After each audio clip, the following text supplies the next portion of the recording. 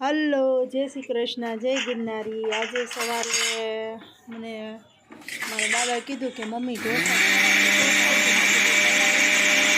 અને સવારમાં બેટર પીસવા બેસી ગઈ। આપણે મિક્સરમાં બેટર પીસવા બેસી ગયા। ઢોસા થાય ને પછી કમ્પ્લીટલી જઈ બધું રાબડું કર્યું। એક તપેલા એકનું કર્યું, કારણ કે 4 વાટકી ચોખા હોય ને 1 વાટકી અડદની દાળ હોય અને બેટર બનાવી જોઈ રહ્યા છો કેવું ઘાટું મસ્ત બેટર બની ગયું છે બરાબર। સવારમાં પીસવા બેસી ગઈ હતી, છોકરા સ્કૂલે વહી ગયા હતા ને એટલે બેટર આપણે કમ્પ્લીટલી પીસી નાખ્યું।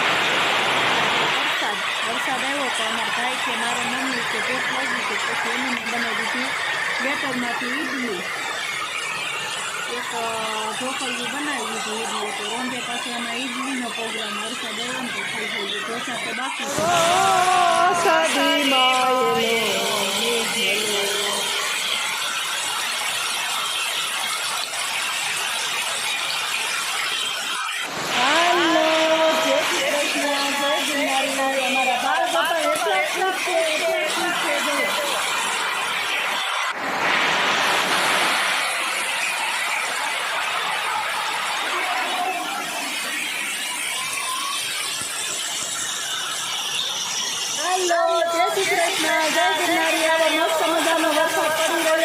ગુજરાતી લોકોને ભૂખ ન લાગે એવું તો બને જ નહીં, એટલે અમારા કાપીભાઈની ફરમાઈશ હતી કે ઢોસા બનાવો।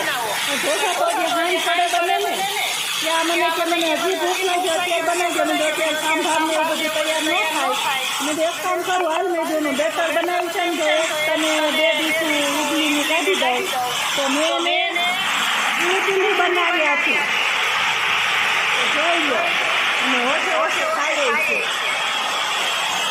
હા તો કંઈક વરસાદમાં ગુજરાતી લોકોને ખાવાનું તો મન થાય ને થાય। હવે ઠંડુ વાતાવરણ હોય અને કંઈ ભૂખ લાગે હાલે તો મેં ઈડલી બનાવી દીધી, સાંજે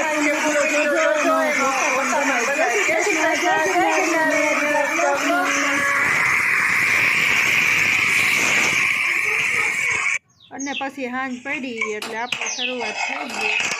પહેલાં જાણે વઘાર કર્યું બટેટાનું, બાફીને કુંડો કર્યો, પછી ડુંગળી ટામેટું અને બધું રાખ્યું હતું, દેખાડું બટેટા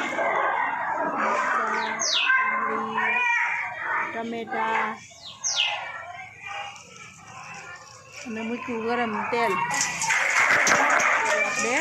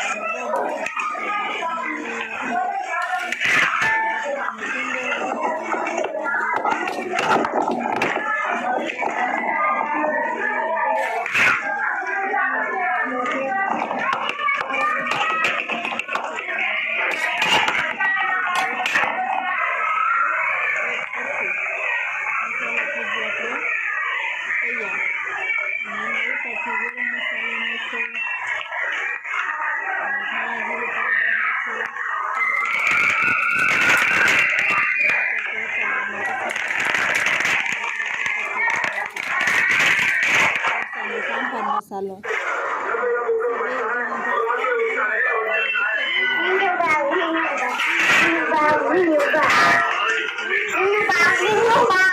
મસ્ત ઢોસો લાગ્યો અને કેવો સરસ બન્યો મારાથી જરીક કોમેન્ટમાં કહેજો। અને ઘેરે ઢોસા બનાવવા મહેનત છે પણ હાવ સસ્તા બની જાય છે। 100 રૂપિયા 8 જણા ખાઈ